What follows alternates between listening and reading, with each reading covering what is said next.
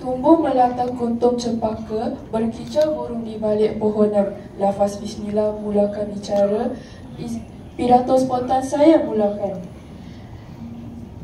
Yang Mulia Tuan Pengerusi Majlis, barisan pengadil yang arif lagi bijaksana, guru-guru, pelajar-pelajar dan hadirin sekalian, Assalamualaikum dan salam sejahtera.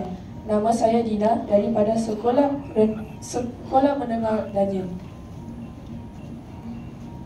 Sebelum saya membuka tirai bicara, izinkan saya menyampaikan pidato saya yang bertajuk Pencapaian Singapura dalam tempoh 6 dekad.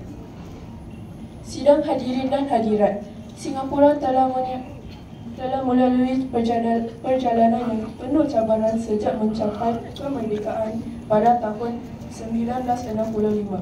Dalam tempoh 6 dekad ini, negara kita berjaya untuk membuktikan bahawa kita mampu meraih kejayaan tanpa mempunyai banyak sumber asli.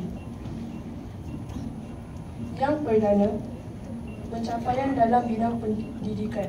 Hal ini kerana pendidikan menjadi asas utama untuk melahirkan rakyat yang berpengetahuan. Sebagai contoh, pelajar-pelajar kita sering tersenarai antara yang terbaik di dunia melalui penilaian antarabangsa seperti PISA. Kesannya, generasi muda Singapura bukan sahaja berjaya dalam akademik, malah mampu menyumbang kepada pembangunan negara. Tegasnya, pendidikan yang berkualiti telah menjadi nadi kejayaan Singapura. Hadirin yang dihormati, selain itu, Singapura meraih pencapaian dalam bidang pengangkutan.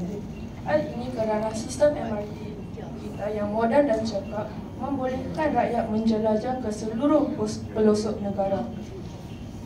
Misalnya, kereta api MRT digunakan oleh beribu-ribu penumpang setiap hari.